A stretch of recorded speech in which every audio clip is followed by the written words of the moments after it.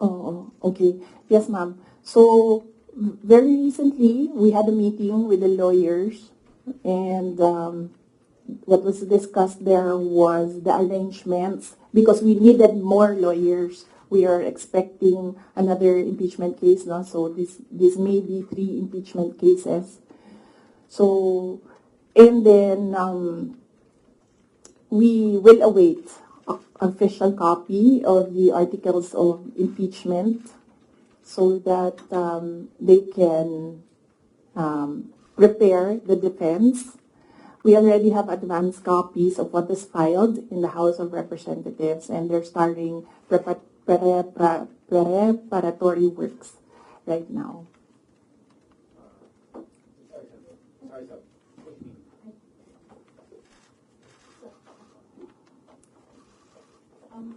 Most of your allies and former allies have changed positions or changed their sides. How do you feel right now? And if, for example, the impeachment comes through, are you confident with the numbers both in Congress and the Senate? No, we're not confident with numbers, ma'am, because impeachment is a legal process and a political activity. So we are confident with the legal aspect of the impeachment because all the lawyers that I asked to review the initial draft of the impeachment complaint really said that this is not, well, they would say it's not an impeachable offense and this is not an actionable offense, things like that, lawyer talk. But with regard to politics, that is a different matter altogether. So we do not know what will happen with that. Well, that's politics. They always say that there are no permanent friends and enemies in politics. So it really depends on the person, no, on the politician, what path he will choose. Hi, ma'am. Related to the worst case scenarios. Yes. The House of Government Committee said that they are eyeing the possibility of filing plunder, technical malversation, and falsification charges, among others, against you and several other officials of the OVP and formerly with the DepEd in relation to the alleged misuse of the confidential funds. Have you discussed this already with your legal team, with any of the lawyers, and what can you say that is a very heavy case blunder? Yes, we have an inventory of possible cases to be filed because right now it's only the 2 impeachment cases that are filed with the House of Representatives. All the other cases, we have a list, we have an inventory, and we have lawyers assigned for each case.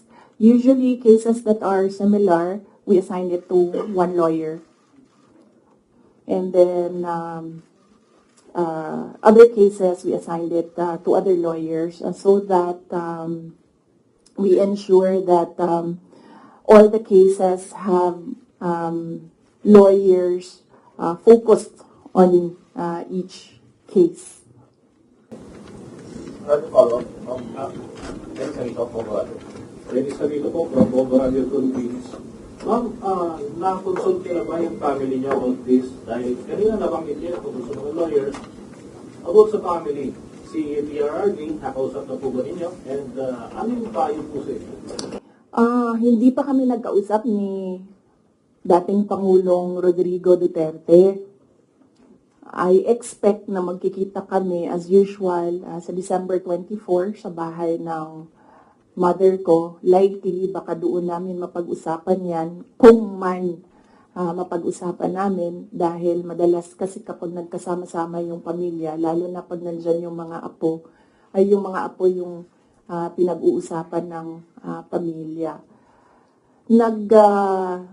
Nagsabi si Pangulong Duterte na magpapadala siya ng pera para sa pambayad daw ng mga abogado kasi alam niya na napakaraming mga abogado ngayon ang kinuha para sa iba't ibang mga kaso, pero nagsabi na rin ako through my brother, kasi yung kuya ko yung sinabihan niya, nagsabi ako na wag na lang siya magpadala ng pera dahil nakapaghanda naman na kami para sa impeachment case. Kasi yung sinabi niya impeachment case, sir. So sabi ko, nakapaghanda kami sa impeachment case. Kasi nga, last year, nag-announce na si Franz Castro ng impeachment. So the moment na sinabi yon, and the moment na nakita namin na tuloy-tuloy yung attacks against me, ay naghanda na rin kami para sa mga abogado. Hi, ma'am. Sara from Straits Times, Singapore. Ma'am, you've already mentioned that your lawyers are prepared to answer the impeachment cases, but the opposition groups who have filed the complaints against you are accusing you of being evasive in your answers in the alleged corruption and misuse of millions of confidential funds. Ma'am, baka you can offer an explanation also to taxpayers how kung above board po pa talaga yung paggamit nitong mga confidential funds para matapos na rin, ma'am, yung question once and for all. Yes, ma'am. I'm not being evasive. If you are referring to the budget hearing and the hearings in the House of Representatives, I'm not being evasive. I am not answering the questions because they have no authority to ask confidential questions. I am answering questions about the use of the money in the Commission on Audit, and there is no, you ask the Commission on Audit if there was anything at all that they can say or see that we are not cooperative with the audit. So it is wrong to say that I am evasive. I am definitely not answering questions about the use of the fund, about confidential funds, because it pertains to national security and the lives of the people involved in intelligence operations. And yes, as I said, we have fully cooperated with the audit process of the Commission on Audit, who has the sole jurisdiction to ask questions about the use of confidential funds. In fact, 2/4 of the Department of Education are already cleared by the Commission on Audit, but it is still being questioned inside the committee in the House of Representatives. So that is the reason why I am not answering questions from the House of Representatives. Plus the fact that, as I said, it is an attack. It is a political attack. If you are in aid of legislation and you want to legislate about confidential funds, you do not target one office and terrorize and torment the employees of that office. What you do is you do a sampling, a random sampling of the offices who have confidential funds. Why not call the office of the president, who has billions and billions of confidential funds, if you want to legislate about confidential funds? So that shows that they're singling out the office of the vice president. And I really feel that it's very disrespectful to the office of the vice president. That is also why when they ask that I respect their process, respect begets respect. So if they want respect, they should first respect the office of the vice president. That is what I was saying, that they don't like me, they don't like my person, they don't like Inday Sara Duterte, but they have to respect the office of the vice president. So if they want to investigate confidential funds, they don't single out one office. I understand that. VP, just a follow-up. Was it yesterday or the other day, the House also alleges that over 400 names na nag-cite with acknowledgement receipts, again, on the issue of the confidential funds, wala daw pong records at the DSA. Ma'am, you could offer an explanation because we know that this is a legal proceeding, pero pinag-uusapan po siya ngayon, ma'am, sa bahay ng bawat Pilipino. Kaya No. explanation if this is above board No. or bakit wala silang birth certificate na? No, I will not explain. I will not give an explanation because it will entail that I explain intelligence operations which will compromise officers who do intelligence operations. It will really compromise how they work. So no explanation will be given to the members of the House of Representatives. One final follow-up for me, ma'am. Then what's your response to accusations that an office like the DepEd and the OVP have no jurisdiction naman to have these confidential funds that are spent for national security? Well, the confidential funds was the first transfer of confidential funds was from the office, from the contingent funds to the office of the Vice President. And this was approved by the office of the President.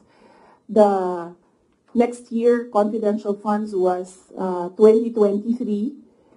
We submitted it to the Department of Budget and Management. It was approved by the Department of Budget and Management, and therefore it implies that it was approved by the Office of the President because it was included in the National Expenditure Program, the NEP.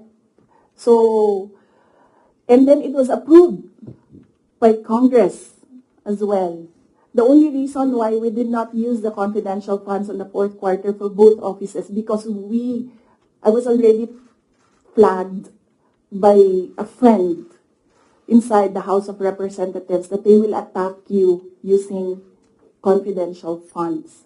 So yes, it was duly approved by the Office of the President and both houses of Congress as well as because it was included in the General Appropriations Act. So it was not, we presented it, we defended it, they approved it. We used it, and then the question on utilization is under the Commission on Audit. That is how the system works. They cannot use or they cannot twist the system according to their personal interests. Really, all these circumstances and events happening surrounding the office of the Vice President is a race to the presidential election in 2028. Unfortunately, they are attacking the office as well. So, dyan ako medyo, and the personnel of the office of the Vice President. So, dyan ako medyo pumapalag. Wala namang problema kung atakihin ninyo ako. Kasi politiko naman talaga ako. Pero may problema ako pag inatake yung opisina at yung mga kasamahan ko dito sa opisina ng Pangalawang Pangulo na nagtatrabaho lang.